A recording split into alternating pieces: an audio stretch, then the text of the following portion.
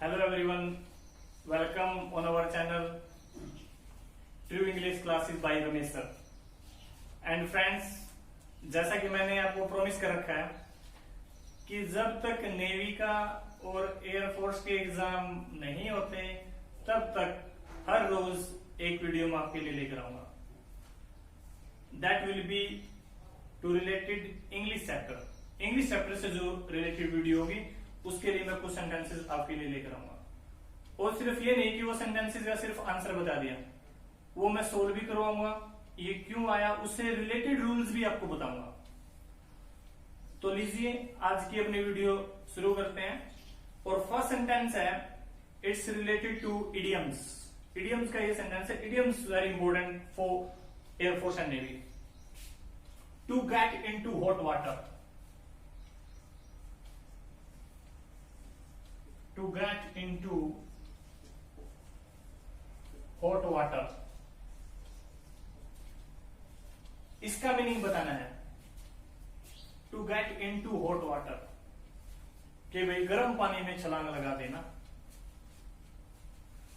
तो आपको कई जो इडियम्स है वो वैसे सिंपल है, कई मुश्किल है, मीनिंग थोड़ा डीपली उनका, लेकिन कई आसान भी है। जैसे ये आसान है, गर्म पानी में गेट इनटू करना, इसका मतलब है मुसीबत अपने सिर लेना।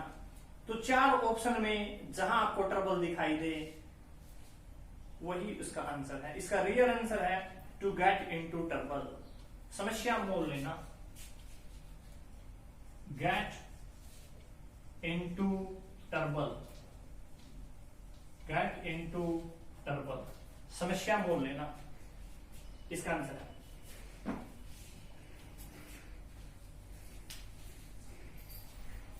नेक्स्ट जो एग्जाम्पल है that is an example of articles. Hindi is that language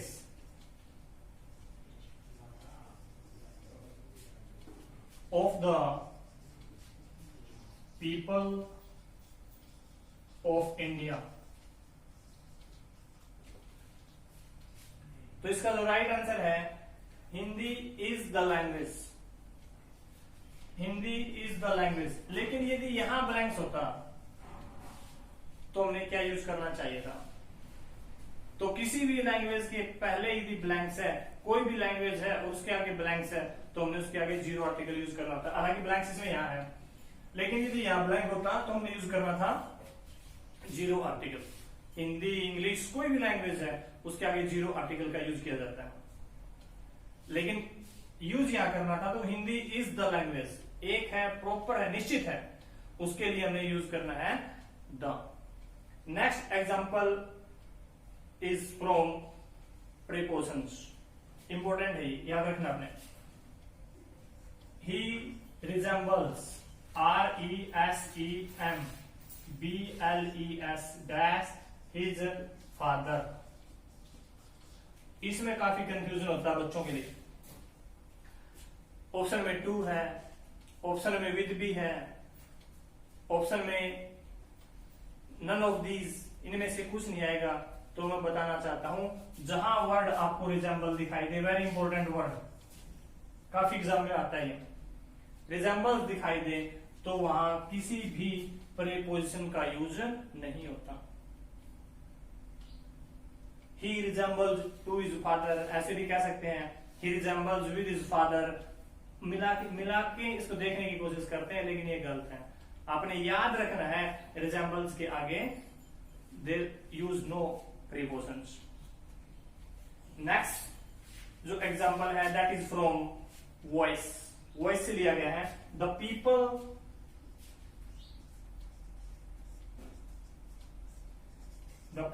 will make,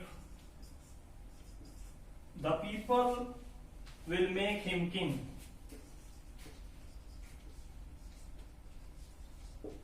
the people will make him king।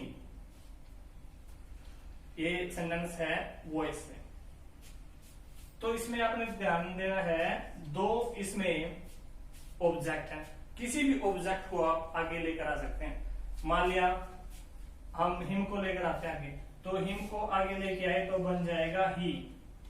कोई भी मोडाल्स है जैसे विल है तो उनके साथ में लगता है बी, और मेक फर्स्ट फॉर्म है तो इसको बना दिया जाएगा third. He will be made king by the people, by the people, ये इसका राइट आंसर है।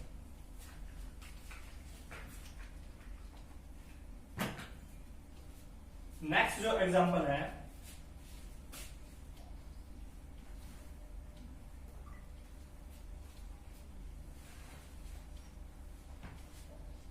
one word substitutes, a decision taken by the votes of all, a decision taken by the votes of all, जो सभी के vote से जो decision लिया जाए, that is called डेमोक्रेसी। आसान है ये, that is called democracy. Next जो सेंटेंस है, it is from the tenses I shall, important है ये, I shall tell you when C dash, और ब्रैकेट में इसमें है कम, ब्रैकेट में दिया गया है come. I shall tell you when C dash come, conditional sentence है, और ये रूल आप मेरे चैनल पे विजिट करोगे, देखोगे तो ये रूल मैंने लिखवाया वहां कि sentence I shall tell you when, conditional sentence है, व्हेन है, और एक पार्ट में शैल विल और फर्स्ट फॉर्म है, तो दूसरे पार्ट में भी फर्स्ट फॉर्म का यूज किया जाता है, और सी के साथ में आपको पता है we will use SOES with first form, so comes।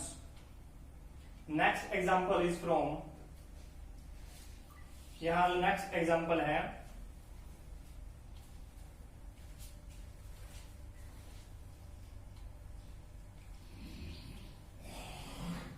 it is from modals, they worked hard, they worked hard last, they worked hard last day,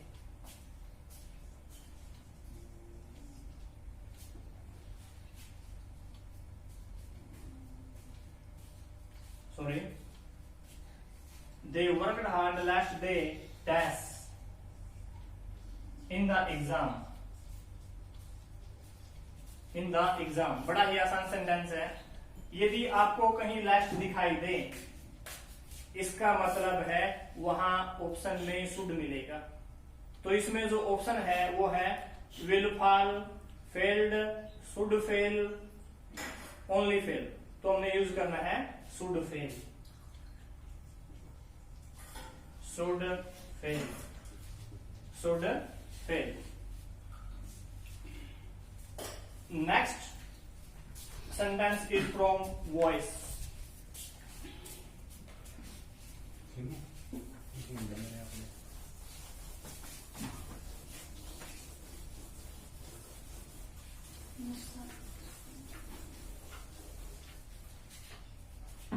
I know him.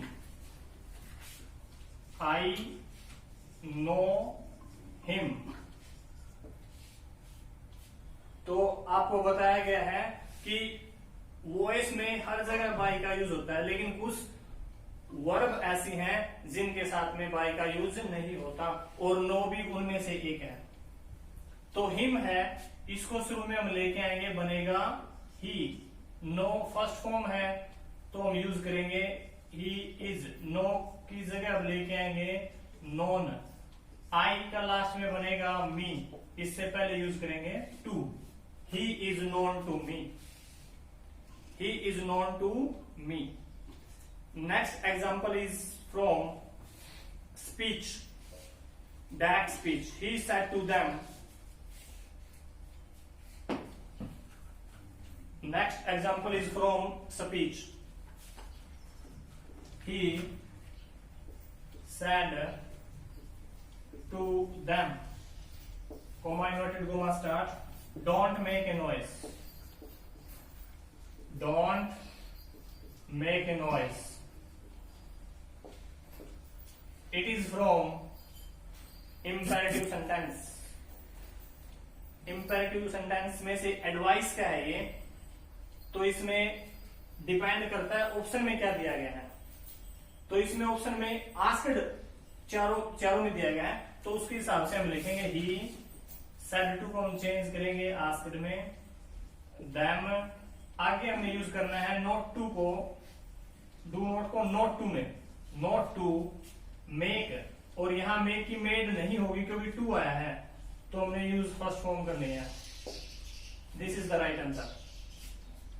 यदि ऑप्शन में दिया गया है यू आर फॉरबिडन, तो हमने वो use करना है। यदि ऑप्शन में दिया गया है यू आर एडवाइज्ड, तो हमने वो यूज करना है। लेकिन ये ऑप्शन में दिया गया था, हर ऑप्शन में आस्क्ड दिया गया था, कहीं टू पहले दिया गया था, लेकिन यहाँ नोट पहले आएगा।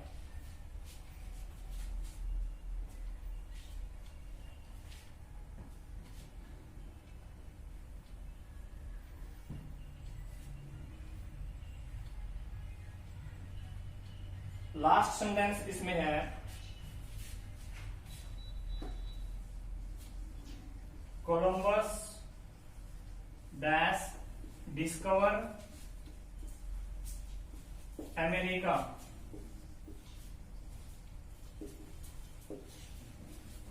तो ये एक हिस्टोरिकल फैक्ट है, और हिस्टोरिकल फैक्ट पास्ट इंडेफिनेट में आता है, और पास्ट इंडेफिनेट में यदि सेंटेंस सिंपल है तो हम सेकंड फॉर्म का यूज करते हैं। तो Columbus discovered America.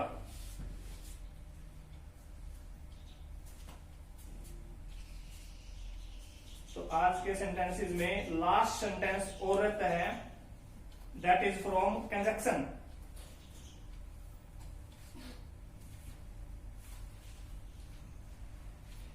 And the sentence is no sooner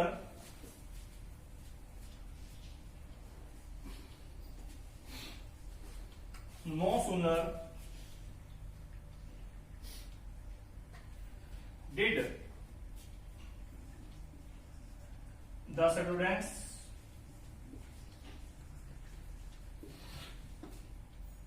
see the teacher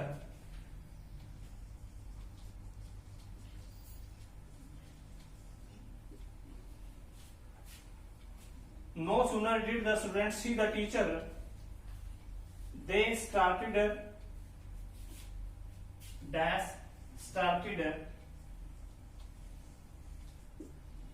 running to their classrooms. इसमें मेन चीज सिर्फ इतनी सी है, एक छोटा सा रूल है।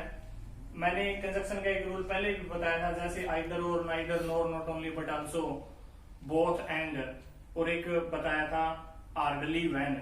उसी प्रकार इसमें भी एक रूल बनता है। सेंटेंस चाहे आप आगे पढ़ें या ना पढ़ें, इसमें एक रूल बनता है नो सूनर। जहां भी आपको नो सूनर दिखाई दे, ये सेंटेंस आगे मैंने बस लिख दिया वैसे ही, नो सूनर दिखाई दे तभी आपने यूज करना है देन। हार्डली आपको दिखाई दे, HARDLY, हार्डली आपको दिखाई दे, यूज करना है व्हेन।